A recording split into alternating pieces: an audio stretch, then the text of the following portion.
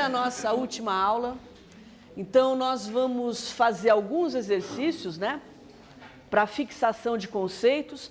Ao longo das aulas, nós podemos resolver juntos alguns exercícios das listas.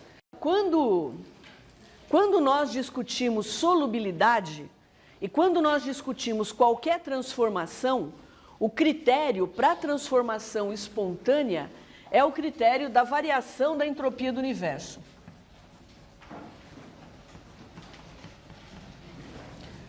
Quanto maior for a variação da entropia do universo, mais espontânea, né, ou com maior probabilidade aquela transformação vai acontecer. Isso se aplica para a dissolução, para a reação química. Eu já falei para vocês que o conceito de entropia é usado em economia, em ciências sociais, né, numa importação de conceitos. Mas, do nosso ponto de vista, é a variação de entropia do universo que está indicando a probabilidade da transformação acontecer. Lá no começo do semestre, eu relacionei constante de equilíbrio com probabilidade da reação acontecer. Quanto maior a constante de equilíbrio, maior a probabilidade da reação química acontecer. E eu estou fazendo a mesma coisa com a variação da entropia do universo. Então, é óbvio que tem uma relação entre variação da entropia do universo e constante de equilíbrio. Quando eu falo de dissolução de sais, eu posso escrever de uma forma geral, por exemplo, no caso daqueles cloretos, né, que nós discutimos na lista. Isso aqui vale para qualquer composto iônico, tá? Que a gente estiver discutindo solubilidade, na verdade vale para a solubilidade de qualquer substância em qualquer solvente. Então, eu posso escrever esse equilíbrio aqui.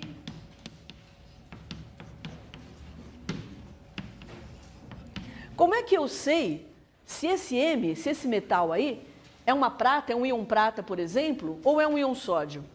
Porque se for um íon sódio, é muito solúvel. Se for um íon Ag+, é muito pouco solúvel.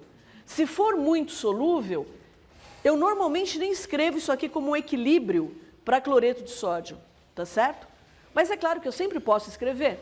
A diferença é que eu vou colocar uma tonelada de cloreto de sódio aqui, tá certo?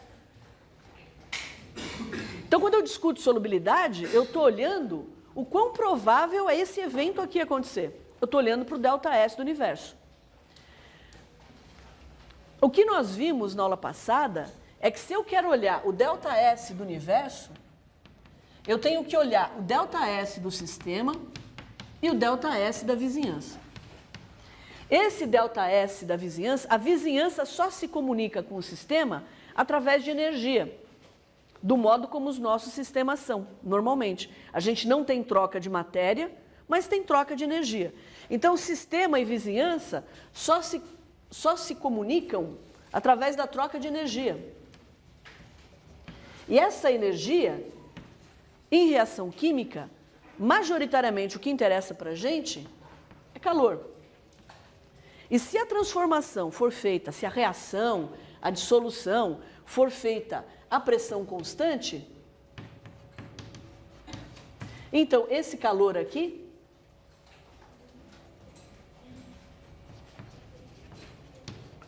vai ser igual à variação de entalpia. Tá certo? Então, o ΔH, ele determina a variação de entropia da vizinhança. Ora, se a reação libera calor na vizinhança, libera energia na forma de calor da vizinhança, a entropia da vizinhança aumenta. Então, transformações exotérmicas aumentam a entropia da vizinhança. Se alguma coisa que eu falar não ficar clara, você me para, tá bom? Então, se eu tiver uma reação exotérmica, se o ΔH for negativo, então, como eu estou jogando calor na vizinhança, eu estou aumentando a entropia da vizinhança. Então, o ΔS da vizinhança, ele vai ser um número maior que zero, vai ser um número positivo. E a gente sabe que o ΔS da vizinhança, ele é menos ΔH dividido pela temperatura da transformação, seja ela uma reação, seja ela uma dissolução, tá?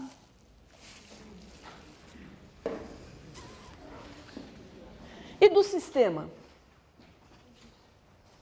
Então, para eu saber se o sólido vai ser mais ou menos solúvel, eu tenho que olhar essas duas coisas. Mas naquele exercício eu não falava nada de entropia. Entropia foi uma discussão que eu acrescentei depois. Então, a princípio, eu devo ser capaz de tirar informação sobre a solubilidade olhando os valores que foram dados, que eram de energia reticular e entalpia de hidratação. Então, a princípio, eu devo ser capaz de tirar uma tendência de solubilidade analisando só o ΔS da vizinhança. Formalmente, tecnicamente, eu preciso olhar as duas coisas.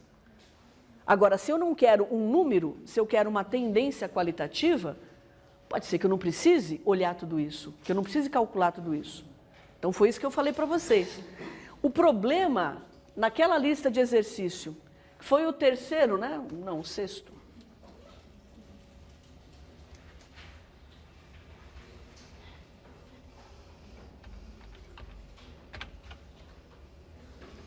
Foi esse exercício aí, né?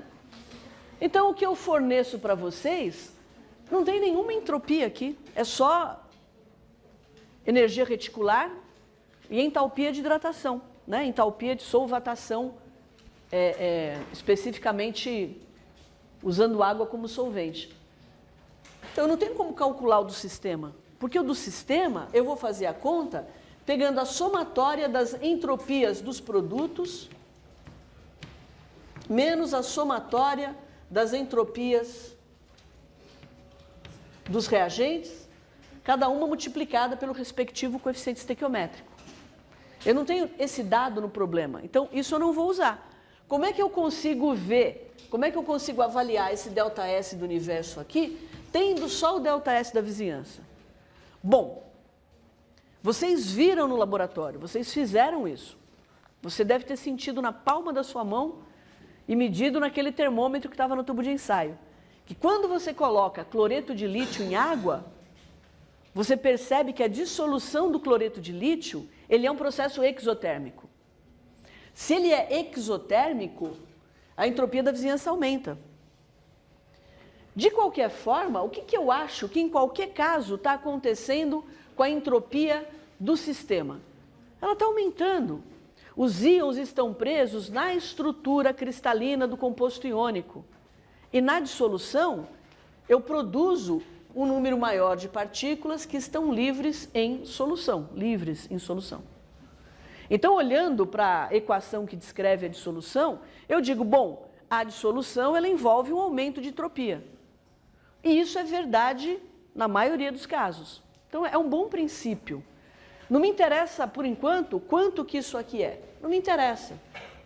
Tá? Eu sei que está aumentando em todos os casos. Vamos ver, então, se eu consigo tirar informação da parte energética, da parte da entropia da vizinhança. Dessas reações, né, desses sais aí, cloreto de sódio, cloreto de lítio e cloreto de potássio, o que eu espero que aconteça é que horas bolas, carambolas, lítio, sódio e potássio. Vocês viram que com lítio, na dissolução, a solução esquentava, portanto exotérmico, e vocês viram que com potássio, na dissolução esfriava, portanto endotérmico. Ora, se é endotérmico, então se o ΔH é positivo, então o ΔS da vizinhança vai ser negativo. A entropia da vizinhança diminui. Eu não sei quanto vale isso aqui, mas se eu olhar para esse termo, é óbvio que isso aqui é positivo. Você concorda? Com firmeza, concorda? Isso aqui já é positivo, então eu não vou olhar para esse lado, eu vou olhar só para esse aqui. Se esse aqui for negativo, pode ser que, como esse é positivo, se esse for negativo, pode ser que eu tenha um ΔS do universo negativo. E um ΔS do universo negativo significa que a probabilidade de formar produto é muito pequena. Se eu tiver um ΔS do universo positivo, significa que a probabilidade de eu formar esses produtos é muito grande. Certo? Então, no caso do lítio, o ΔH é negativo, portanto a entropia da vizinhança vai ser positiva, porque é menos ΔH sobre T. Menos com menos dá mais, fica um número positivo. Aqui é positivo, o ΔS do universo vai ser positivo. Mas no caso, por exemplo, do cloreto de potássio, o que nós descobrimos, né? No caso do cloreto de potássio, esse ΔH de dissolução, que é o ΔH que vem aqui, nós já vimos isso, né?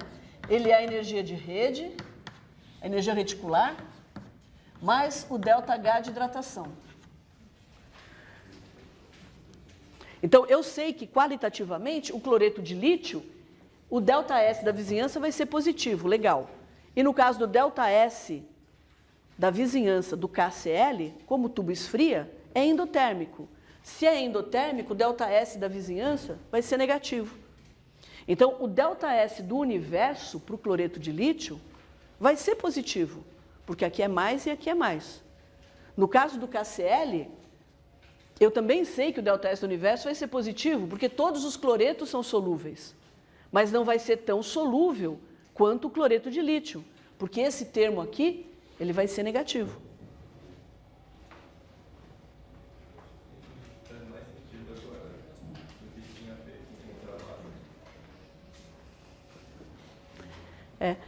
Aquela explicação do artigo, ela não está errada, é uma outra abordagem, que eu acho que exige um pouco mais de abstração de vocês. Alguém não entendeu isso que eu acabei de falar? Ou alguém tem alguma dúvida nisso? Só uma coisa. Para a gente discutir isso em termos de entropia, a gente precisa lembrar quais foram os resultados experimentais, né? Porque no exercício com os dados que tem, só dá para a gente calcular e comparar. Não, gente, olha, eu explico para vocês usando o laboratório, porque o laboratório é parte da disciplina, vocês fizeram. Não tem nada que convença mais vocês do que uma coisa que vocês fizeram no laboratório. Mas a gente podia calcular aqui. Tá certo? A única coisa que eu não posso calcular aqui é isso. Então, isso aqui, a variação da entropia do sistema, a gente assume que seja positiva, mas os dados do problema não permitem calcular. Então, eu assumo que isso aqui seja positivo. Então, quem vai determinar a magnitude desse ΔS vai ser o ΔS da vizinhança. Se ele for positivo também, o ΔS do universo vai ser muito grande. Se ele for negativo, ele vai diminuir o valor, né, que eu tinha antes da entropia do universo, que eu tinha para outro composto. Então, diminui a entropia do universo.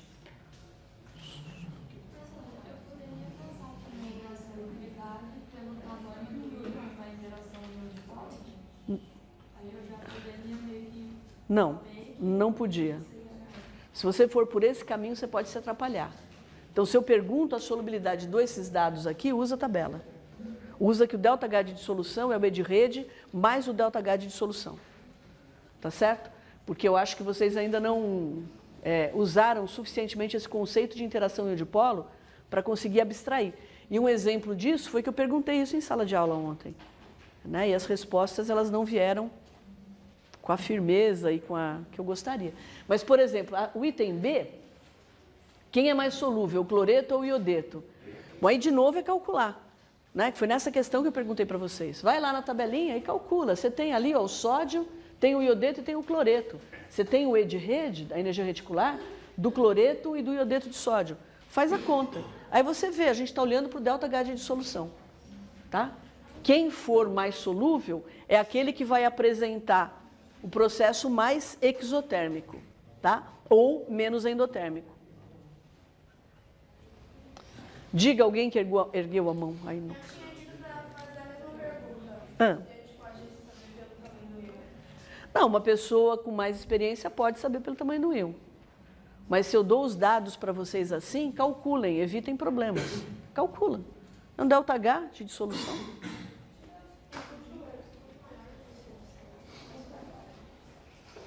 Tudo certo com essa lista? Alguma dúvida remanesceu? Oi, desculpa.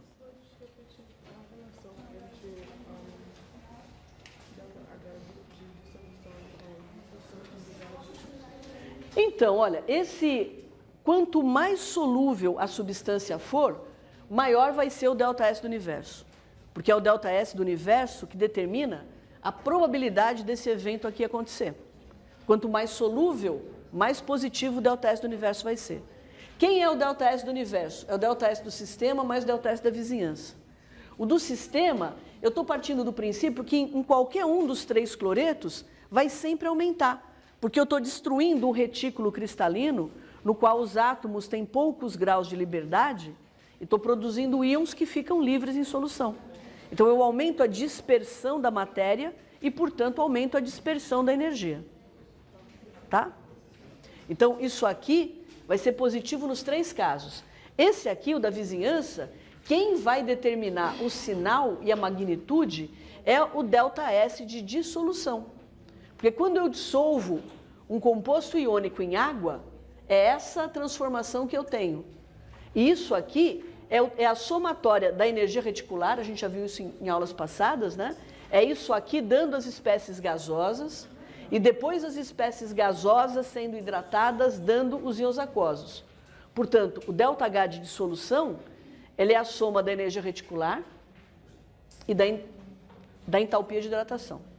Tá? Então, quem está determinando, na verdade, a magnitude desse ΔS do universo é o fator determinante é esse ΔH de dissolução. Se na dissolução eu tenho um processo exotérmico, eu faço a solução e sinto que o tubo de ensaio está esquentando, a reação está liberando energia. Isso quer dizer que o ΔS da vizinhança está aumentando. Ótimo, esse aqui está aumentando. Se esse aqui aumentar também, melhor ainda. Eu vou ter um ΔS do universo bem positivo. O sal vai ser bem solúvel. Tá? Mas se nessa dissolução aqui eu tiver um processo endotérmico, então o ΔS da vizinhança ele vai ser negativo. Opa, aí eu tenho um fator, um componente que é positivo, e se for endotérmico, eu vou ter um que é negativo. E aí quem vai determinar a magnitude do ΔS do universo são as 2 contribuições. Mas eu não tenho essa, eu só sei que é positiva. Então o que eu posso dizer? Horas. No caso da dissolução exotérmica, eu sei que esse ΔS do universo vai ser maior do que no caso da dissolução endotérmica, porque aí o ΔS da vizinhança diminui. Então, nesse caso aqui, o ΔS do universo vai ser maior do que o ΔS do universo aqui. Então, esse ΔS do universo vai ser maior do que esse aqui. Isso aqui vai dar um número negativo. Tá claro?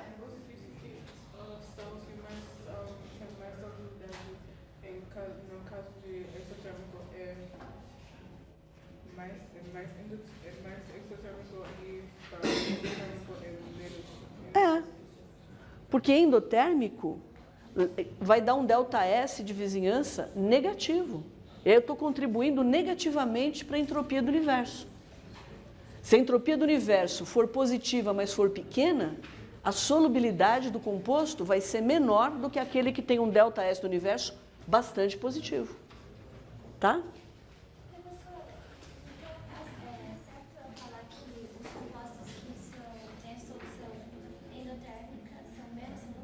Lógico. É uma generalização perigosa, porque é claro que você fica um pouco dependente desse ΔS do sistema. Mas nessa generalização mais qualitativa que a gente está fazendo, sim. Porque eles estão diminuindo a variação da entropia do universo. Quem ergueu a mão? Quando pergunta se eu coloco grande extensão e o ΔG deu negativo, qual negativo é o grande extensão? Quanto mais negativo e maior extensão. Quanto menos negativo e menor extensão. Qualitativo, não tem qualitativo. Se você tem uma... Se der um negativo baixo, não. Mas ontem a gente fez uma reação que tinha dado da ordem de menos 30 quilojoules, não foi? Menos 30 quilojoules é um tantão. E aí, quando a gente calculou a constante de equilíbrio, nós encontramos uma constante de equilíbrio da ordem de 10 elevado a 13. Então, se você ficar em dúvida, o que eu sugiro que você faça, pega na tua calculadora, eleva o E, né? Aplica aquela regrinha lá, né? Porque você vai ter um ΔG, ela está perguntando assim, olha, ok, o ΔG é menos T delta S do universo. Tá certo? Então você chegou em um valor de delta G. Como é que você sabe se a reação está acontecendo ou não em grande extensão? Ok, deu um número negativo. A reação é favorecida. Mas como é que você sabe a extensão da reação? Se você quiser ter um critério mais quantitativo, o que vocês sabem também? Vocês sabem também que o ΔG é menos RT, o logaritmo da constante de equilíbrio. Então, o que vocês fazem? Vocês pegam, né? Passa esse RT para cá, e aí vocês vão elevar E a menos ΔG sobre RT. Isso aqui vai dar para vocês a constante de equilíbrio. Tá certo? ΔG é negativo, menos com menos vai dar mais, vocês vão obter uma constante de equilíbrio. Aí, pela constante de equilíbrio, você avalia. Né? Eu acho que uma reação que tem uma constante de equilíbrio... Vocês viram, por exemplo, ácidos fracos. Né? Vocês viram, o ácido acético, por exemplo, tem uma constante de equilíbrio, uma constante de ionização, da ordem de 2 vezes 10 a menos 5. Vai acontecer? Vai, mas em pequena extensão. Então, uma constante de equilíbrio, uma potência negativa de 10, vai dar um ΔG que desfavorece a reação. Quanto maior a constante, mais favorecida ela é.